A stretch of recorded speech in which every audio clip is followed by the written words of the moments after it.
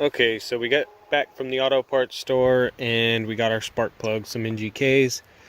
We're not throwing a code for misfire, but we did pull that one spark plug and it looked pretty charred up, so might as well just replace them. I think I spent like 17 and some change for new spark plugs, and it's hopefully going to help. I mean, it can't hurt by putting new spark plugs. So what we did was we removed these spark plug wires. The furthest one to the left I put over here, furthest to the left. The second one I put near the left side right here on the battery next to the airbox. And then these two I just left clipped together. They go in that orientation. So you want to make sure that you put them back exactly how you pulled them out. Not too hard to keep track of them. And then what we're going to do is replace those. Actually, I'll just clip you back in. I'll pull all these plugs and then I'll clip you back in so we can see what they look like. Alright, so we pulled all 4 plugs. Here they are. And I don't know if there was something on the threads of that, maybe some anti-seize. You can see the 2 inner plugs look a lot cleaner than the 2 outer plugs. Maybe they had a misfire and they only changed 2 plugs. I don't know what's going on, but that one right there, this one was super hard to get out of there. I thought it was going to break the plug, which I have done before. I've snapped it off just because it seized up in there and the threads just got mated to the inside. The threads got mated and it is what it is. So anyhow, luckily they came out without a problem, just a little extra force. And here are the new ones that we got going in. They are the only ones that they had, basically, the NGK G-Power, the platinum alloy spark plugs.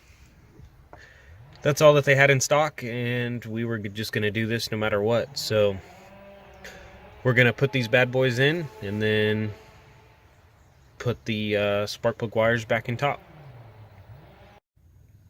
Alright, so the new plugs have been tightened down. And another thing I want to take note here on is these spark plug wires. They're all just made out of rubber, and this one has obvious extra wear compared to the others. So on the outside they look decent. I mean, it looks like, all the lettering's there. Obviously they look dusty, but it looks like it's been changed at some point since this Honda has 200,000 miles. It's probably the cleanest looking thing in the engine bay, are the spark plug wires. But clearly once you pull them out of the cylinder, they're a little charred up. So we're actually going to replace these as well. We just didn't notice it in time. I pulled the first one here and it looked decent. So I mean, look how clean that one is.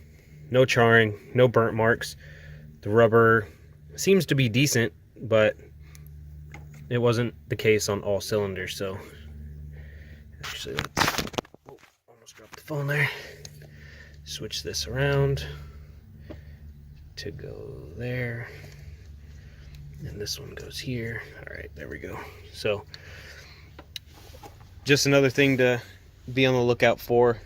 And now that we pretty much have these wrapped up, we need to check P0705, which is the transmission range sensor.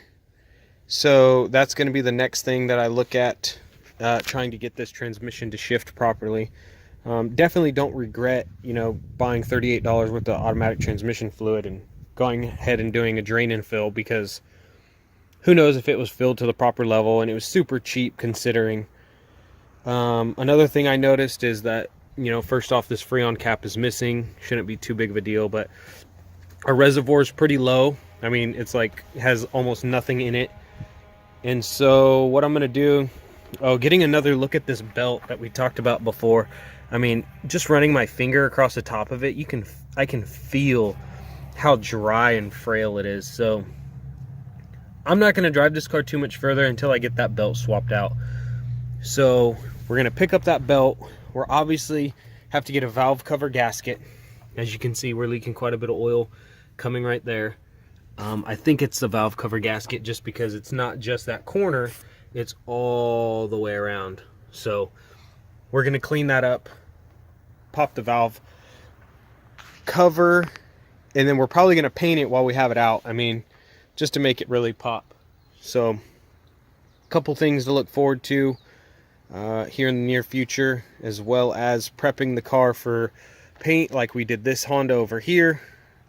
Got it pretty well where we want it, and now it's time to, I mean, the clear coat peel was probably more significant on this one than it is on this one. I mean, this car had light rust all across the top and everything, and as you can see, it's not looking too bad right now.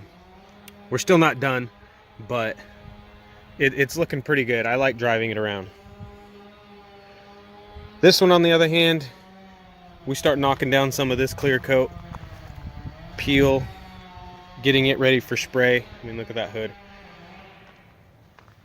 I'm going to definitely start working on that probably tonight, since we can't drive this car any further. But it is running, it's running good. The fans kick on, we don't overheat. There's some vibration coming out of the front, which we're probably going to lower this thing anyway, since it's going to be my daily. But priority first, we're going to clean this engine bay up, and then take a look at the transmission range sensor. So make sure you guys subscribe, and we'll knock out this 1999 Honda Accord, get it ready for daily drive.